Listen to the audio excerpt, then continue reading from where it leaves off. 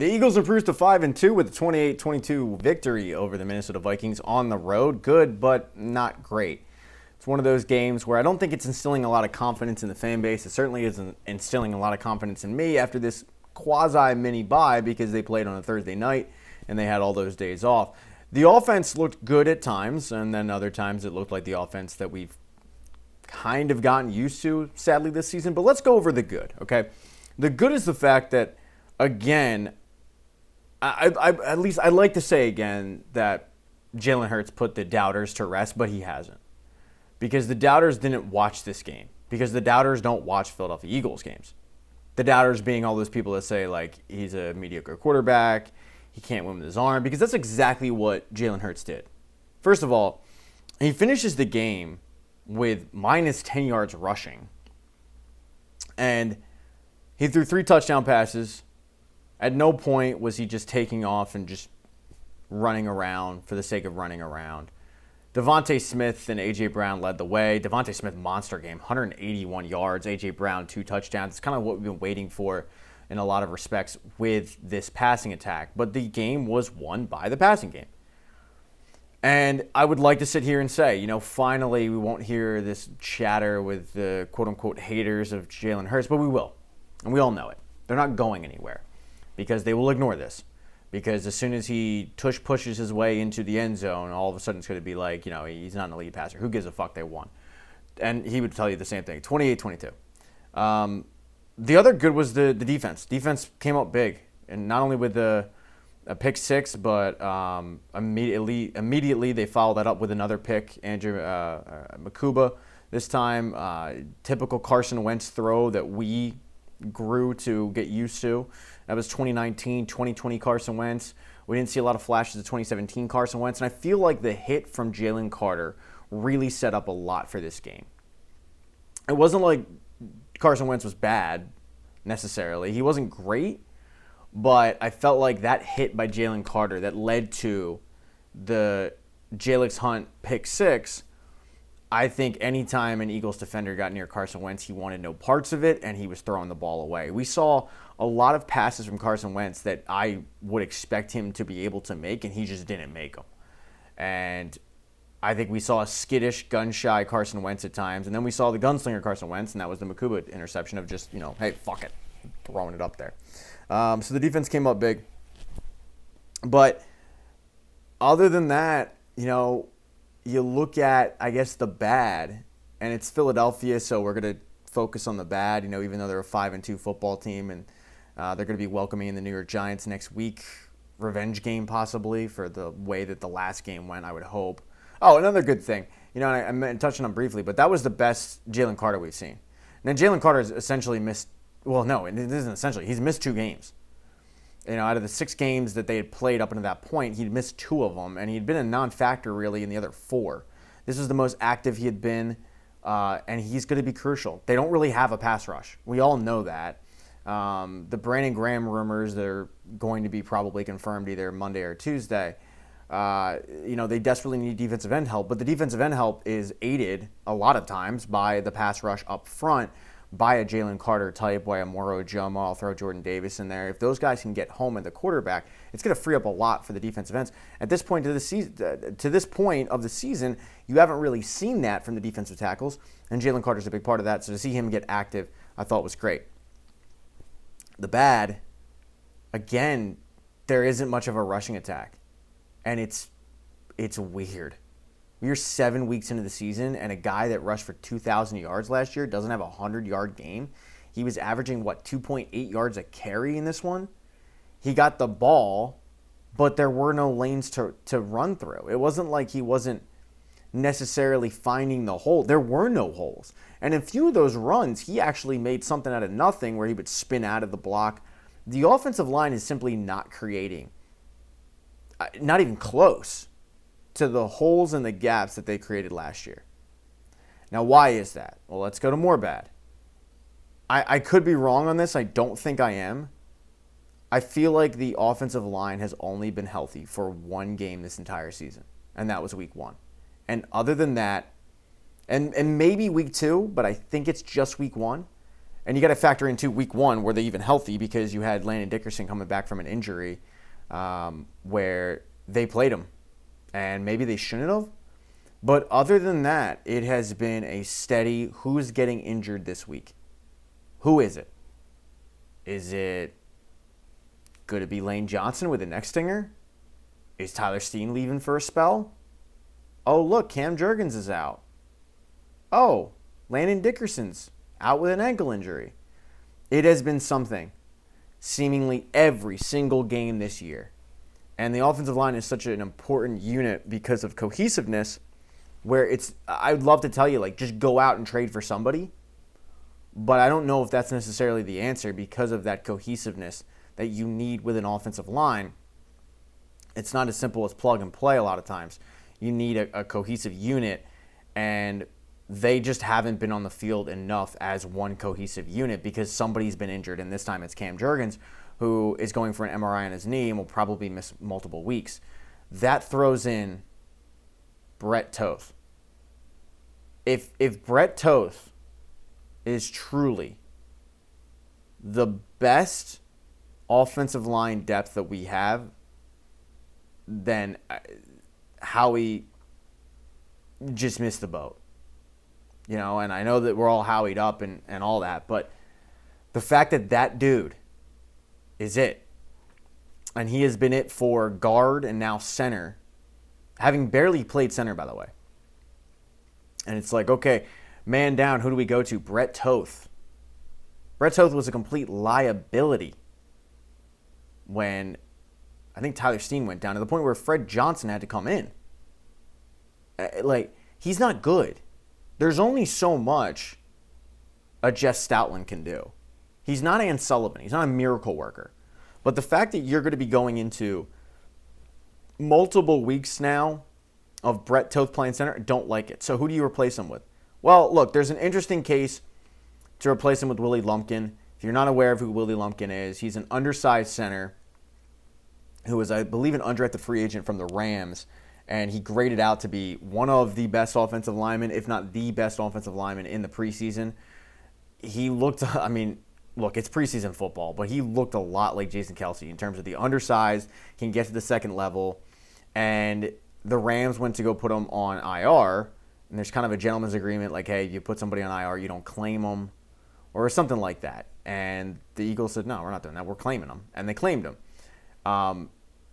The Eagles should probably look to activate him if he's healthy, because they desperately need offensive line help. And that's a problem that the Eagles haven't had for years. They've never had a real issue of offensive line depth, but now they're the kind of walking wounded at this point where every week it's something. If Brett Toth goes down, if he's the best option, I hate to see what's behind him. So they need help in that area, and it's definitely affecting the run game. I mean, Saquon Barkley's got to be having flashbacks of the Giants' offensive line at this point. And that's not to say that the Eagles' offensive line has performed poorly, but they performed poorly in terms of getting him the necessary holes to run through, for sure. Because you don't go from 2,000 yards to that. And I know everybody is going to point to, well, you look at the carries, and the carries, you know, historically speaking, when a guy has that many carries in the next season, I get all that. But every carry is not the same. And when you look at a lot of the home run hits that he had last year, he was untouched. That's how big the hole was that he was running through. He was completely untouched. This wasn't a Derrick Henry, I'm running over guys. This was, I'm faster than you. I'm finding the hole. I'm evading your tackle. And I think that's why that whole argument, you throw it away. Other than that, I mean, the offensive play calling, again, you know, I mean, the first third and long we had, it was a run. It wasn't necessarily up the middle, but it was a run. 3rd and 13, another run. And Saquon actually busted a pretty good run. He only got 8, though, out of 13. And it was like, geez, here we go again with this crap. A lot of the, early on, a lot of the offensive plays seem to be going east-west and not north-south. And that's been a problem all season long. The first touchdown pass that Jalen Hurts threw, it was impressive because he was able to direct traffic on that 4th down. And he basically told A.J. Brown, hey, go straight. And then he hit him in stride. His deep ball was definitely working today, not only with the A.J. Brown one, but with the Devontae Smith one as well. Jalen Hurts performed great, but I think there's still a lot of work to be done with this team. I think they will end up beating pretty easily the New York Giants. I think they were kind of shell-shocked at what happened in the Meadowlands 2 weeks ago at this point. But I think this team still has a lot of holes, and we'll see what happens at the trade deadline. The defensive end depth is an issue, and the offensive line depth, as I said, is an issue. The problem with the offensive line depth, I don't know where you go. You're going to trade for an offensive lineman, and you rarely see that happen midseason. So, but overall, look, they're 5-2. Could you make the case that they should be 4-3? Absolutely, you could, but they're not. They're 5-2. So I'm going to enjoy it for the time being. But yeah. Anyway, now's the part where I ask you guys to please subscribe to the channel. Hit thumbs up if you like this. Smash that thumbs down button if you thought that this video sucked for whatever reason. Comment in the comment section your concerns, what you liked, what you didn't, all that good stuff. And again, please God subscribe. I need subscribers.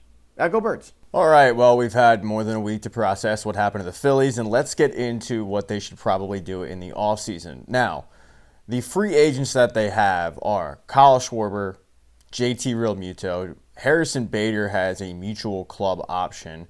You've got Max Kepler, Jordan Romano, David Robertson, and Jose Alvarado has a club option, but they'll likely pick that up. So really what you're looking at is 3 actual questions. Harrison Bader, Kyle Schwarber, JT Realmuto. I already covered Kyle Schwarber and JT Realmuto in a previous video. You can click the link in whatever corner. I don't know. I think it's going to be this one, but you'll see the link. You can click the link and I'll explain why exactly I am uber confident that both players will in fact be back. I have stated on the record that I have a better chance of being on the Phillies than those 2 players not being on the Phillies next year. That's how confident I am. But something needs to change. Something desperately needs to change with this team because you can't run it back again. They ran it back last year, and I think some people were fine with it, and I was one of those people. I said, look, they ran into the hot team with the New York Mets.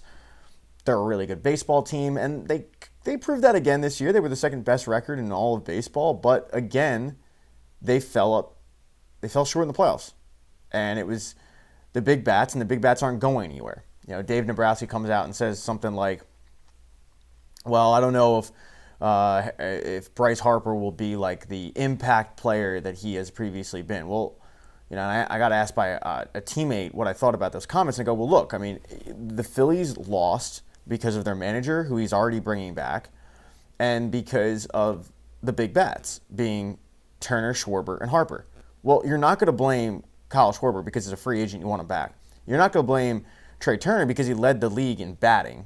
So you're going to look a little foolish. And you're not going to say something like, well, I don't know if he's ever going to be the player we thought he was going to be when you signed him for $330 million. So that leaves Bryce Harper, who's a player that I think can actually take that kind of criticism. I wouldn't have worded it that way. I thought it was a stupid way of wording things. I think, especially when it comes out that he got nominated for a Gold Glove at a position he's been playing for all of like 2.5 years.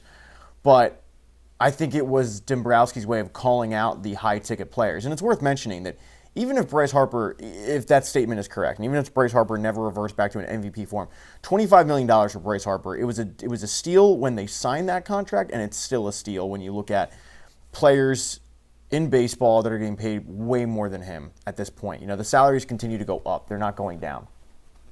But I'm going to pencil in Kyle Schwarber back. I'm going to pencil in JT Realmuto being back because I'm just very, very confident in those players. But let's look at some changes. Everybody and their mother at this point knows that Nick Castellanos will not be back next year. His OBP was under 300. He had the worst year of his career. He got into it with the manager, maybe privately, but definitely publicly. And he actually had a pretty good offseason. Or not offseason, I'm sorry, a postseason.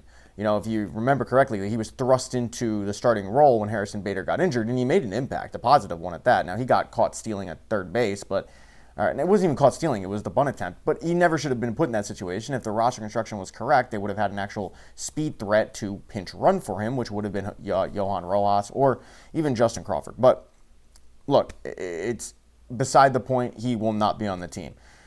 They are going to have to give him away and get nothing in return. They're likely going to have to attach a prospect to give him away, but some team will absolutely take him for the veteran quality. I'm interested to see if maybe the Miami Marlins might be a destination just to get their payroll up a little bit. You have a guy that is from Miami. I know Nick almost signed with the Marlins when he initially signed with the Phillies in that 5-year deal. He almost signed with the Marlins. So I wonder if sending Nick home, if that might be enticing for the Marlins, who lack veterans. They don't have vets on their team. So I think to get a veteran like Nick Castellanos might be worth it, but you're not getting anything in return. And I think at this point, Phillies fans know that you're probably going to have to give up, a 11th, 12th, 13th rank. You're going to attach something. You're going to take money on. You're going to be paying that $20 million because at this point, he is just a very, very, very diminished asset. I always liked Nick Castellanos, but he's gone. And that's going to leave you with two positions that you are going to need to fill because Brandon Marsh will be back and he'll be playing left. Center field, I think, is Justin Crawford's job to lose. But what they need to do by giving him center field is let him play center field 162. None of this new age bullshit of, okay, he can only play lefties and he can play righties on Tuesdays, but Tuesdays on... No. None of that. Because I think it has hurt players. And, look, at this point, Brandon Marsh is not in the daycare. He's in the nursing home. He's, 29 at this point. And he finally started gaining a little bit of the manager's trust to hit against lefties. I think we need to go back to the old school way of doing things. And I've always been a fan of this, of sink or swim, kid. Get out there. You're going to play against lefties. You're going to play against righties. And the good thing is, Dave Dombrowski said as much when he was asked, hey, did you ever consider bringing up Justin Crawford? And he said, yeah, we did. But at the time, we didn't really need it. And then we went out and got Harrison Bader, and, what's the point? And I agree with that. Like, what is the point of, I guess, bringing him up? You're going to burn a year of the arbitration, but bring him up, and he should be starting day one this year. I would have had no problem if they brought him up, and this is all hindsight being 2020. At the time, instead of the Harrison Bader move, I think I said as much. But looking back on it, the Harrison Bader move was one of the better moves at the deadline in terms of ROI. You save a year of Justin Crawford's arbitration, and he needs to be starting day one. He proved last year in his first year in AAA that they really weren't a match for him. I don't care about the fact that he doesn't really hit for pop. He's young. He's still growing into his body. You hope that will develop, and that was the scouting report on him when he was drafted. But you've got a guy that consistently steals 40-plus stolen bases. He's done it, I think, 3 years in a row at this point. All the dude does is get on base. And he is a perfect complement to this lineup to hit on the bottom of the lineup, to have that speed threat down there. So that hopefully when you come to the second and third time around, if you can get Crawford on the base pass and you can get Trey Turner on the base pass and then Schwarber comes up, you've got speed threats galore, and that's, I think, really going to benefit them. And I think that's one of the reasons why they were batting a Harrison Bader type, Brandon Marsh type, even a Bryson Stott down lower in the lineup was because of the fact that they were a little bit of a speed threat. So I'm giving Justin Crawford center field, but right field, what do you do there? Now, I know a lot of people will go, oh, Kyle Tucker. Just go out and get Kyle Tucker. The Phillies payroll right now, they have $189 million dedicated to salaries. SpotTrack has the projected arbitration setting their payroll right now. And this is without Kyle Schwarber. This is without JT Realmuto. But they have the projected salary for next season at $247 million. Last year, it was around $290 for the Phillies. When you look at that number, you're not getting Kyle Tucker. You're not bringing back Kyle Schwarber and Kyle Tucker. But the big reason why you're not signing Kyle Tucker is because the Phillies are in a position right now, because they spent so much money, is they are going to pay their second and fourth draft choices on top of signing him to a massive contract. And I think Kyle Tucker is an incredible player, but you're not bringing, it's one of those, like, pick one or the other. You're either picking Kyle Schwarber or you're picking Kyle Tucker. And you can make the case for Kyle Tucker. Like, he actually plays the field. He's an incredible baseball player. But when you factor in the intangibles that Kyle Schwarber brings on top of what he brings at the plate, you're going to rather give that money to Kyle Schwarber, especially because playing DH, like, the power is not diminishing, So get the mindset of Kyle Tucker out of your mind. It's probably, if they sign anybody, it would be like a Max Kepler 1 year, $10 million contract. You'd hope to God it's not Max Kepler again, but it would be somebody of that ilk. What I would personally do is, they have another arbitration-eligible player playing third base this season named Alec Boehm. I would move on from him. He's projected by SpotTrack to be getting $10 million for the arbitration number. That seems fair. He plays a key position of third base, but he's also versatile enough to play first base as well.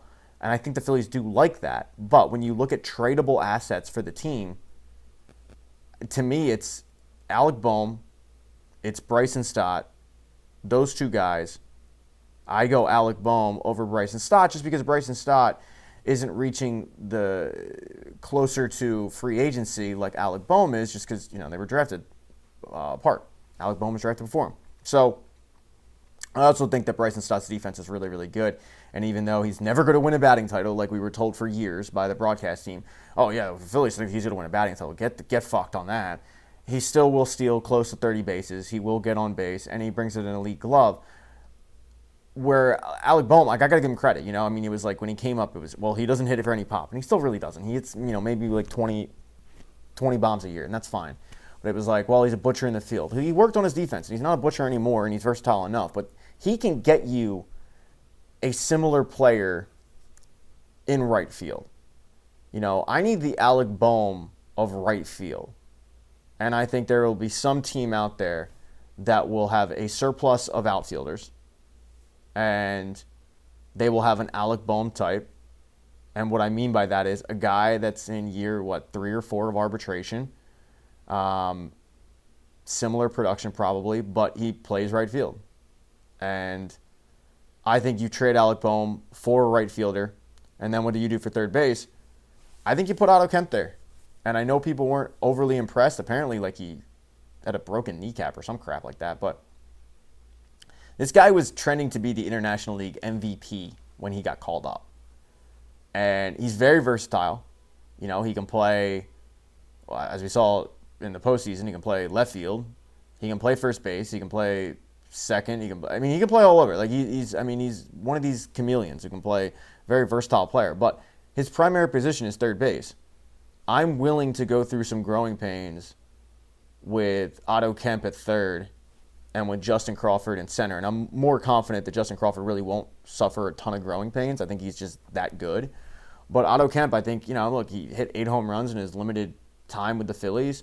I think he flashed at times, but I think what you saw was a guy who was called up from AAA and getting his feet wet in Major League Baseball. I'm not ready to just throw that to the wayside. The most important thing about Otto Kemp, though, is he's an $800,000 player.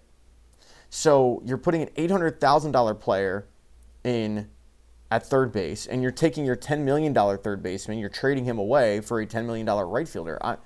I'm okay with that trade-off. Now, I think some people out there will go, what about Munetaka Murakami, the third baseman from Japan who's coming over and being posted? Let's make something perfectly clear on that.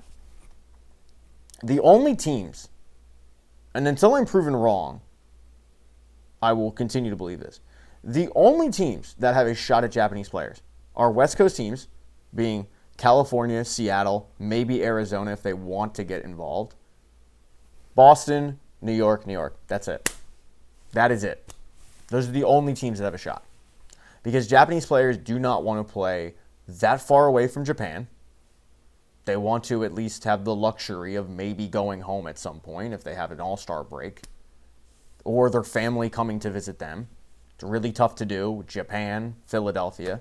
But more importantly, the Phillies have never really been involved.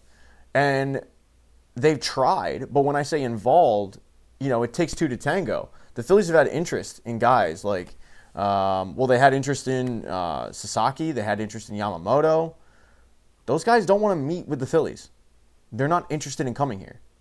So the idea that the Phillies would go big game hunting for Murakami, yeah, I think they'd like to. I think they'd like to make a pitch at least.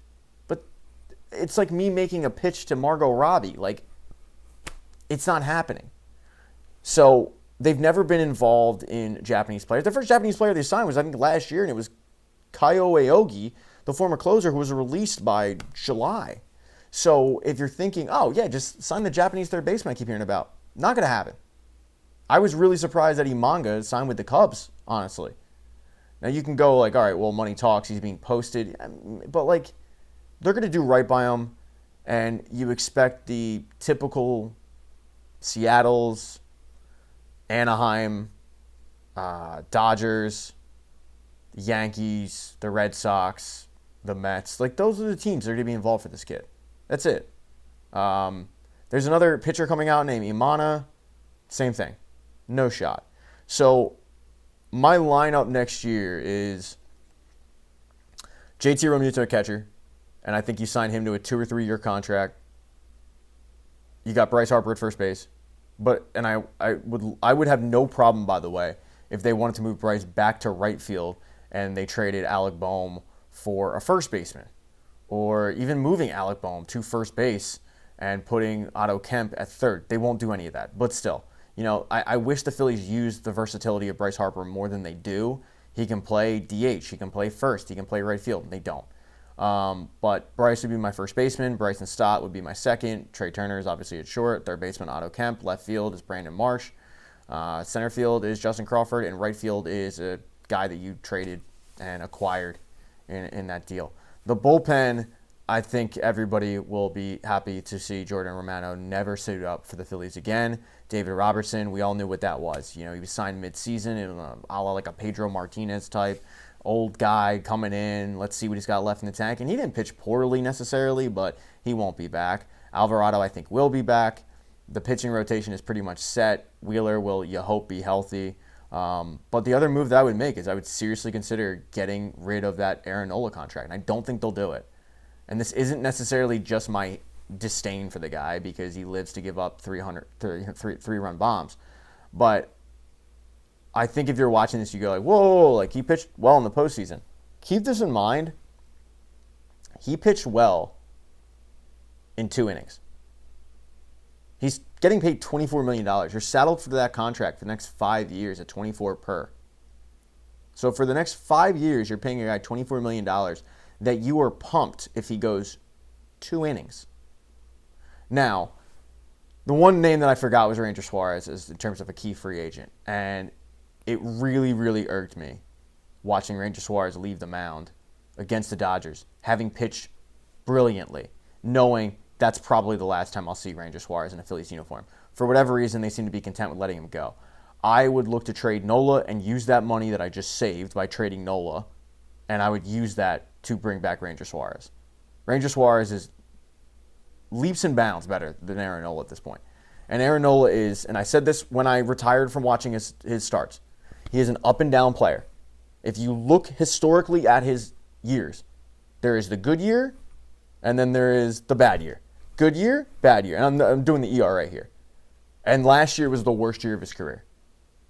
His last start, he pitched well against the Twins. He went 6 innings. I think he gave up no earned runs. It lowered his ERA to 6. Now, you might be saying to yourself, well, if he's that bad, who's taking him? Somebody. There's always a party. There's always a GM that thinks his team is close and he wants to save his job. And the biggest example I can give of that is James Shields. What was James Shields' nickname? Big Game James. He had that moniker of being a big game pitcher.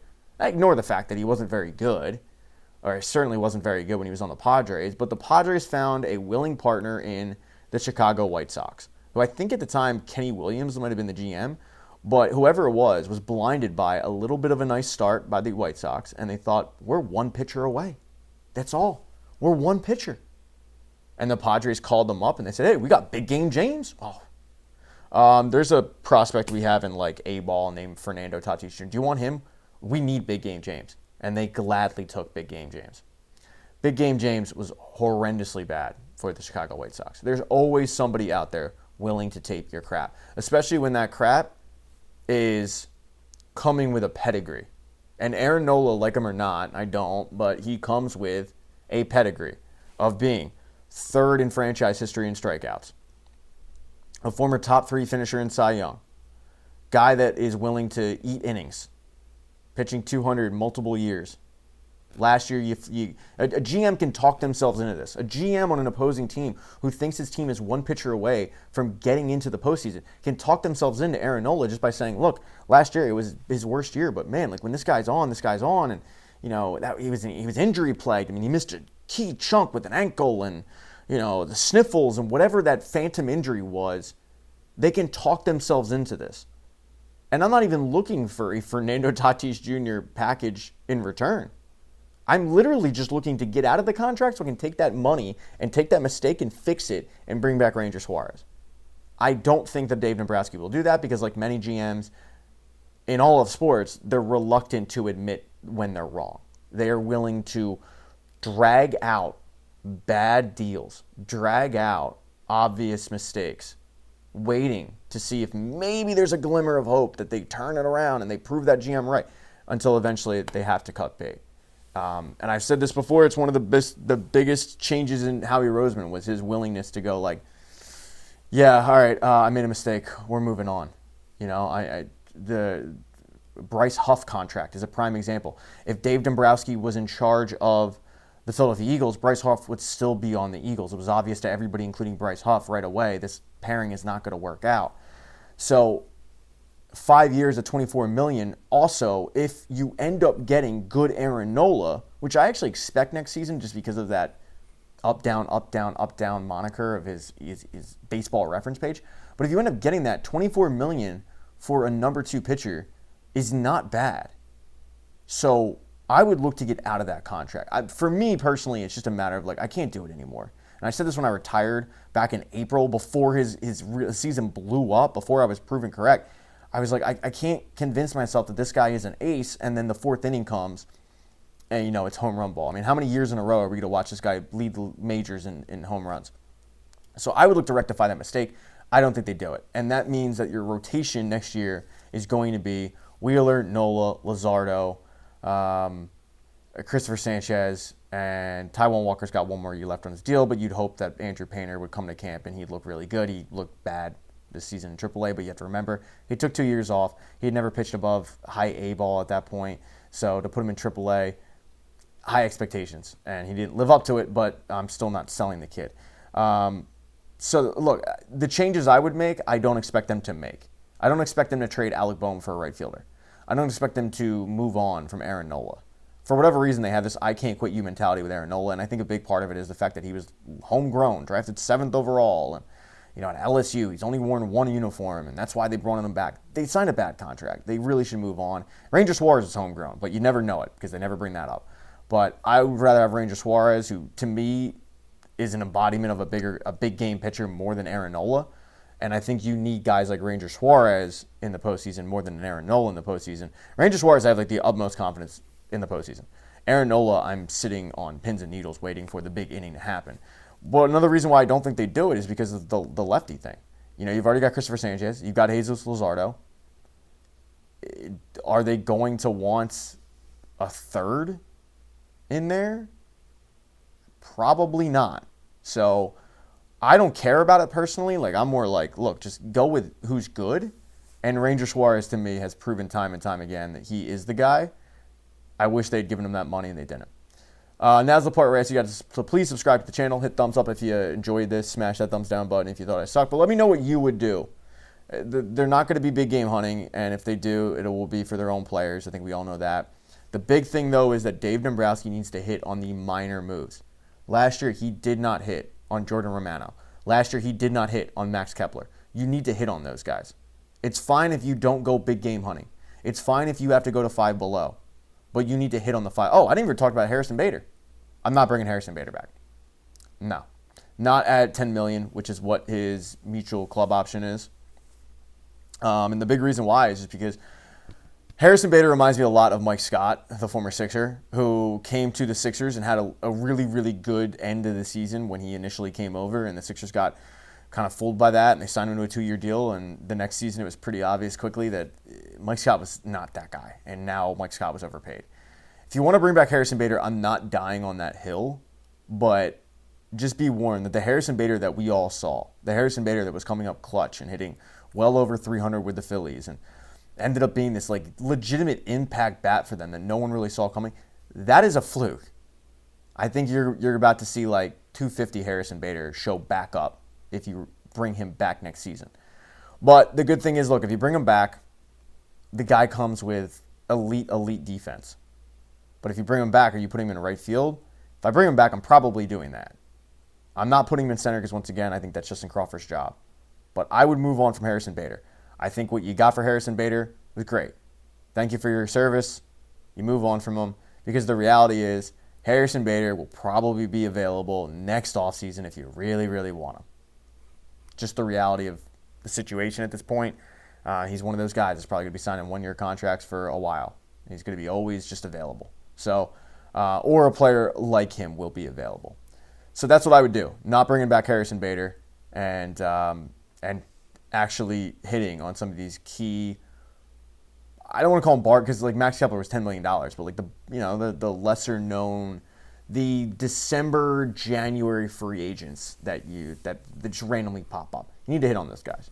And let me just see what happens to the bullpen as well. As I said, like we all know that Duran is the closer. Banks will be back.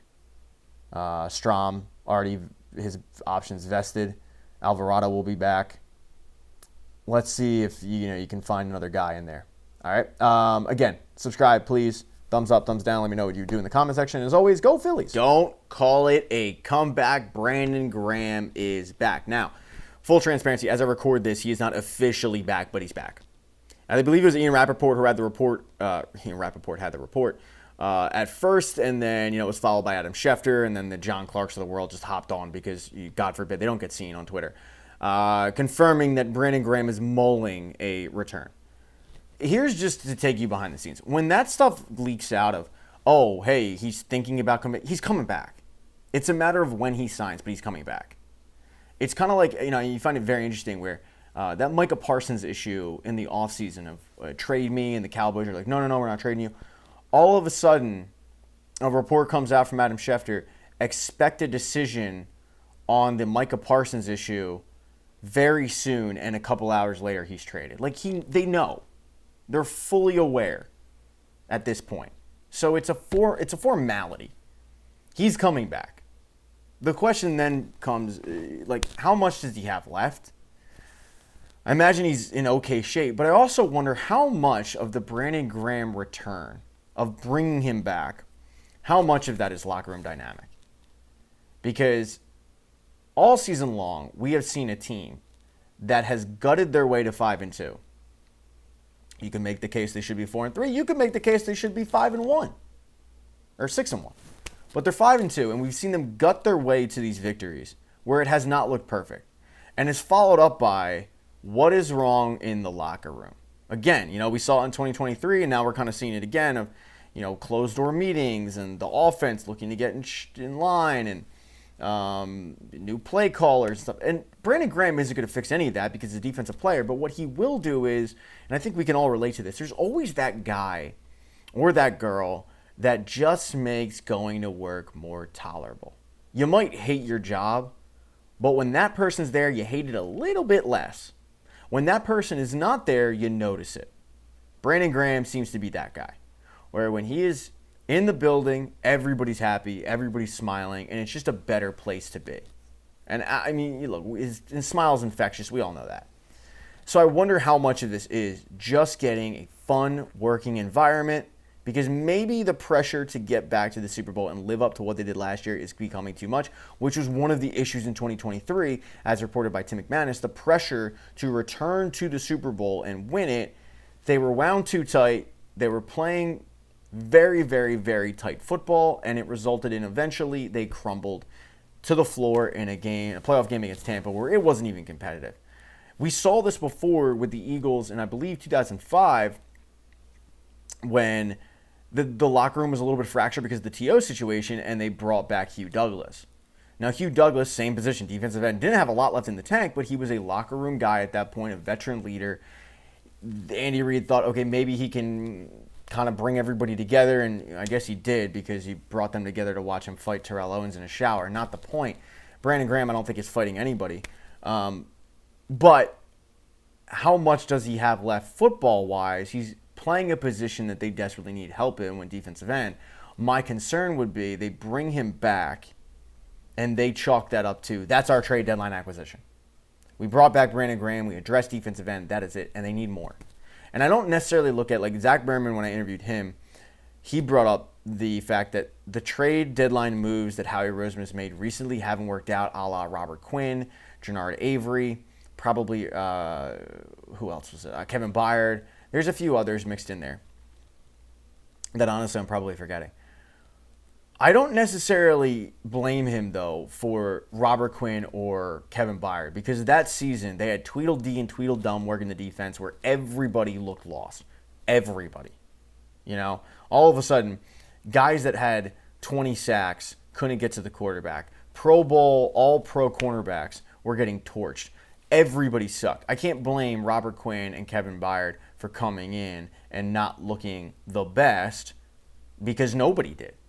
Because they had this power struggle between Patricia and Desai. So for everybody out there that goes, when we make a trade, it doesn't really have an impact, scrap that. They didn't, I don't think at least, I don't remember them making a real impact trade last year, but this year they do need help, and they need defensive end help, because unfortunately for them, some of the moves that they made in the offseason haven't really panned out, like the Josh Uches of the world, although I think he did get a sack this game, so maybe not the best timing, but for the most part, the defensive ends have been a non-factor. And then you look at a Nolan Smith who's injured, and you were banking on him taking the next step. And maybe when he comes back, he does, but it's hard to take a next step when you're injured. So my concern would be, okay, you bring in 79-year-old Brandon Graham, and if you're expecting an impact play, you're probably not getting that. I feel like his impact is going to be more felt in the locker room, whereas you still need help in other areas. I brought up offensive line help in my post-game segment that I did because they desperately need offensive line help. But I don't necessarily think that they're going to go out and trade for an offensive lineman. I think they're going to look more in-house on that, and a Willie Lumpkin is a strong possibility, I think, to get the call to get activated from IR. But when you look at the two positions, I look at, okay, red flags, it's really offensive line depth and maybe guard, because I don't think Tyler Steen's played particularly well. But the big one, though, is defensive end. And then after that, you can look at, outside corner or the other one that's not Quinyon Mitchell, because Keely Ringo and Adoree Jackson have certainly had their pitfalls. But it's I think it's a move worth making for sure. The fan of me wants him to stay retired because I love the fact that he came back. He was injured. He was out for the season. Wait, no, I'm not out for the season. And I'm going to go out on my shield winning a Super Bowl. I love that for him. That's a storybook ending. And I would kind of like it to just end there. But on the Eagles side, I do like the move. I like the idea of bringing him back. And I don't think any Eagles fan is not going to like the move, but I like the move because I do think it'll help in the locker room. How much of an impact he's going to have in that locker room, I don't know, but it's certainly not going to be a negative impact. How much impact is he going to have on the field? I don't know, but it probably won't be a negative impact. So it's really a no-risk move for the Eagles front office. You're bringing in a beloved player by the fan base, but you're also bringing a beloved player by the team who comes in, he has immediate respect by everybody in that locker room, and all of a sudden it's like, okay, we got a little swagger back, and I like that. Don't know how much he has left in the tank though, but it's something that I wasn't overly surprised with, but then again I was a little surprised. Anyway, that's the part of the video I ask you guys to please subscribe to the channel, hit thumbs up if you like this video. You can smash that thumbs down button if you thought this video sucked. You're allowed to do that. And then let me know in the comment section what you think about BG coming back. And do you think this prohibits the Eagles from going out and getting a defensive end? Look, they've already traded a couple picks. They made the move for Fred Johnson. They made the move for Tank Bigsby. Howie Roseman's on record by saying, I hate trading draft picks. Well, you gave up draft picks to go get those guys. How many more picks are they willing to give up to get somebody? I just hope that this isn't the move. I hope that there's something more coming because they do need it. But again, thanks for watching. Make sure to subscribe. And as always, go Birds.